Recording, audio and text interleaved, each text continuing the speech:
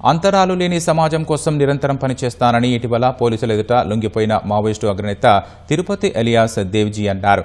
తాను ఇంటికి వస్తానని ఏనాడు అనుకోలేదని 40 ఏళ్ల తర్వాత తన వాళ్లను కలుసుకోవడం ఆనందంగా ఉందన్నారు. జగిత్యాల జిల్లా కోరుట్ల అంబేద్కర్ నగర్లోని ఇంటికి చేరుకున్న దేవ్జీకి కుటుంబ సభ్యులు హారతి ఇచ్చి స్వాగతం పలికారు. సొంత మనుషులను మధ్య దేవ్జీ తల్లిదండ్రుల ఫోటోలు చూసి భావోద్వేగానికి గురయ్యారు. పార్టీలకు అతీతంగా అందరూ నా కుటుంబ సభ్యులేనని అన్న దేవ్జీ ప్రజా సమస్యలపై పోరాడతానని పేర్కొన్నారు.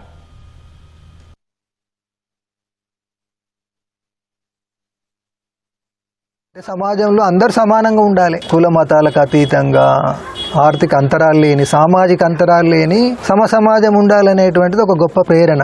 ఆ ప్రేరణతోటే ఊరును వదిలి అజ్ఞాత జీవితంలోకి వెళ్ళడం జరిగింది. అది ఎప్పుడైనా కానీ ఎవరికైనా కానీ ప్రపంచవ్యాప్తంగా నాకు కానీ ప్రపంచంలో ఉన్నటువంటి అందరికి కూడా అది గొప్ప ప్రేరణగానే ఉంటుంది.